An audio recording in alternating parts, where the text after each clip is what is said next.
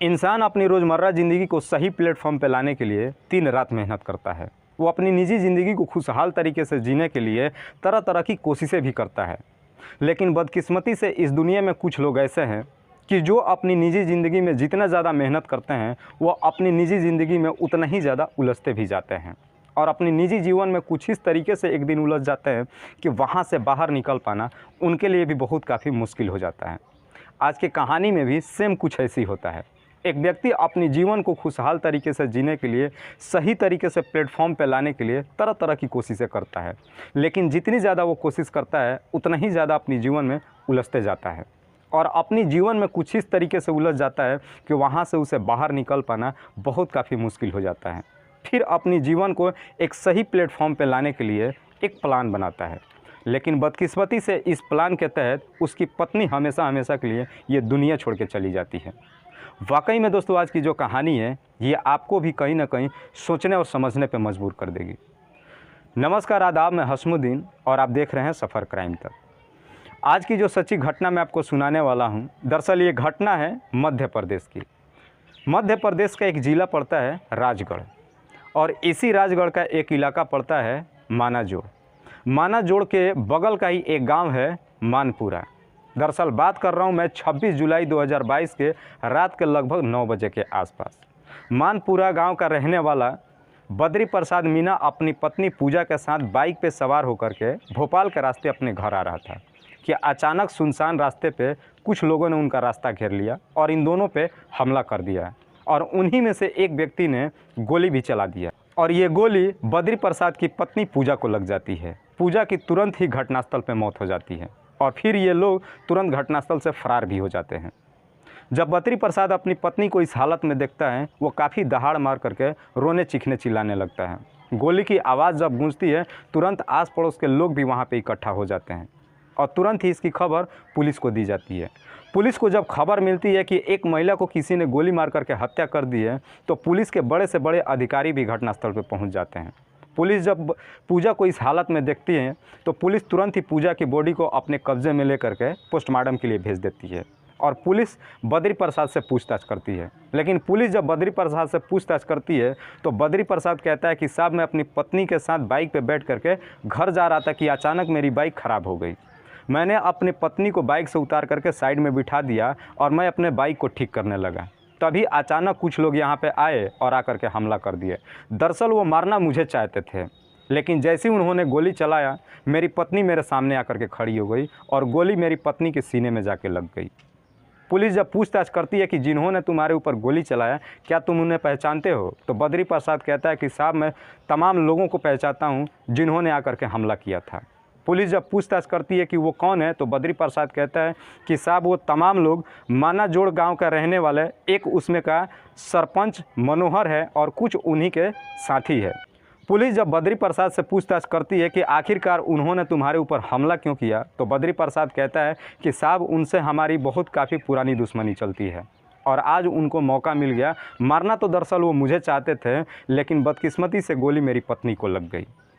बद्री प्रसाद के इसी तहरीर पे पुलिस मुकदमा नोट कर लेती है और फिर इस केस की छानबीन करना शुरू करती है। बद्री प्रसाद के बताए हुए एड्रेस पे पुलिस मानजोड़ा गांव में जाती है और जा करके उन तमाम लोगों के नाम ले करके और उनकी तलाशी करती है, लेकिन बदकिस्मती से वो तमाम लोग सब के सब घर ही पे होते हैं और पुलिस उस तहरीर में जितने भी बद्री प्रसाद ने नाम दिया था उन तमाम लोगों को अपने हिरासत में ले करके और पुलिस थाने पहुँच जाती है और फिर वहाँ पर पूछताछ करती है।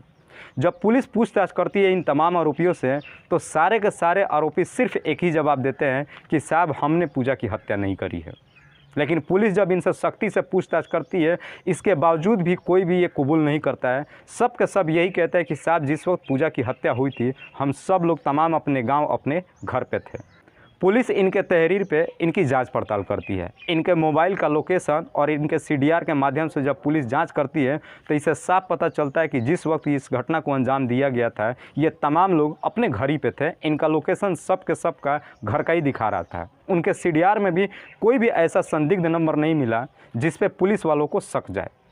तब तक अगले ही दिन पूजा की पोस्टमार्टम रिपोर्ट आ जाती है, लेकिन पोस्टमार्टम रिपोर्ट में डॉक्टर बताते हैं कि पूजा को गोली उसके सीने पे ना लग के उसके पीठ पे लगी है और पूजा को गोली तब मारा गया था जब ये कहीं पे अस्थिर बैठी हुई थी। पुलिस को जब ये पूरी रिपोर्ट डॉक्टर बताते हैं तो पुलिस तुरंत ही बद्री प्रसाद की उस तहरीर को याद करती है कि बद्री प्रसाद ने कहा था कि दरअसल गोली वो बद्री प्रसाद के ऊपर चलाए थे, लेकिन उसके पत्नी ने उसकी बचाव करते हुए गोली अपने सीने पे ले लिया था, जबकि गोली उसके पत्नी के पीठ पे लगी है। पुलिस को समझने में देर नहीं लगती है कि बद्री प्रसाद सब कुछ झूठ बोल रहा था। पुलिस बिना समय गंवाए ही तुरंत जाकर के बद्री प्रसाद को अपनी हिरासत में लेती है और फिर उससे पूछताछ करती है। बद्री प्रसाद फिर से एक बार गोल मटोल इधर उधर की बातें जवाब देना शुरू करता है, लेकिन पुलिस इस बार पूजा की पोस्टमार्टम रिपोर्ट सामने रख करके और बद्री प्रसाद से पूछताछ करती है। पुलिस जब सख्ती से पूछताछ करती है तो आखिरकार बद्री प्रसाद अपना जुर्म कबूल कर लेता है, लेकिन जब अपनी पूरी कहानी बताता है तो इसे सुन करके पुलिस वाले भी परेशान हो उठते हैं। बद्री प्रसाद बताता है कि वो एक गरीब किसान का बेटा है। उसकी ज़िंदगी बड़े ही तंगहाली से गुजर रही थी, लेकिन उसका एक शौक़ था कि वो भी बाकी लोगों की तरह एक ऐशो आराम की ज़िंदगी जिए, लेकिन इसके लिए उसके पास पैसे नहीं थे। फिर उसने एक बिज़नेस करना चाहा कि शायद इस बिज़नेस से उसकी ज़िंदगी एक सही प्लेटफॉर्म पे आ जाएगी, लेकिन बिज़नेस के लिए उसके पास पैसे नहीं थे और ये पैसे बिज़नेस चालू करने के लिए उन तमाम लोगों से, आस पड़ोस के लोगों से कर्ज ले लिया और कर्ज ले करके अपना बिज़नेस स्टार्ट किया। लेकिन बदकिस्मती से ये बिज़नेस उसका चल नहीं पाया, बिज़नेस उसका बर्बाद हो गया और बिज़नेस को चलाने के लिए तमाम लोगों से उसने लगभग 50 से 60 लाख रुपये कर्ज ले लिया था।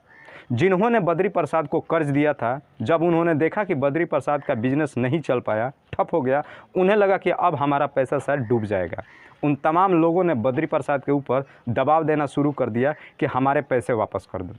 बद्री प्रसाद का जीवन कुछ इस तरीके से उलझन में फंस चुका था कि उनका पैसा किसी भी कीमत पर वापस नहीं कर सकता था, लेकिन इन तमाम लोगों के टचर के वजह से वो काफ़ी तंग आ चुका था। किसी भी हाल में उनका पैसा वापस तो करना ही पड़ेगा इसे।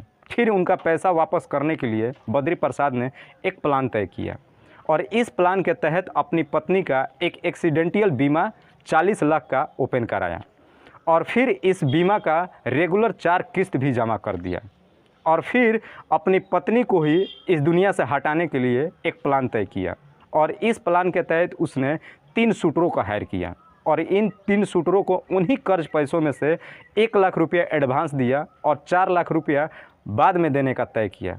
उन तीनों शूटरों को इस काम को अंजाम करने के लिए 5 लाख रुपये में तय किया। वो तीनों शूटर भी इस काम को करने के लिए तैयार हो गए और फिर 26 जुलाई 2022 को रात को अपने ही प्लान के तहत बद्री प्रसाद अपनी पत्नी पूजा को बिठा करके बाइक पे एक सुनसान रास्ते पे ले जाता है और फिर वहाँ पे ये तीनों शूटर पहुँचते हैं और पीछे से उसकी पत्नी के पीठ पे गोली चला देते हैं, जिसकी वजह से घटनास्थल पे ही पूजा की मौत हो जाती है। पुलिस फिर से पूछताछ करती है कि जब तुम्हारी पत्नी की हत्या हो गई तो तुमने आस पड़ोस के लोगों का नाम क्यों दिया। इस पे बद्री प्रसाद कहता है कि साहब मैं एक तीर से 2 निशाना करना चाहता था। दरअसल मैंने उन तमाम लोगों का नाम दिया था जिनसे मैंने कर्ज लिया था। मुझे लगा था कि जब मेरी पत्नी की हत्या हो जाएगी तो मैं उन तमाम लोगों का नाम दे करके इसमें फंसा दूंगा, जिसकी वजह से वो तमाम लोग जेल में चले जाएंगे। मेरी पत्नी पूजा का बीमा का जो 40 लाख रुपया है वो मुझे मिल भी जाएगा और मुझे किसी का कर्ज भी वापस नहीं देना पड़ेगा और फिर मैं अपनी ज़िंदगी बेहतर तरीके से व्यतीत भी कर लूँगा। बद्री प्रसाद के इसी तहरीर पे पुलिस ने उन तीनों शूटरों में से एक को तुरंत ही अपने हिरासत में लिया, जिसका नाम है हुनर सिंह। फिलहाल इसमें से 2 आरोपी अभी फरार चल रहे हैं। फिलहाल पुलिस ने बद्री प्रसाद और हुनर सिंह के ऊपर गंभीर धारा में मुकदमा दर्ज करके जेल भेज दिया है। दोस्तों, इस कहानी को सुनाने का उद्देश्य किसी को परेशान नहीं करना है, किसी को तकलीफ़ नहीं पहुंचाना है, बस आपको बताना है आप जहां भी रहें सुरक्षित रहें और अपनों का ख्याल रखें। तब तक के लिए जय हिंद, जय भारत।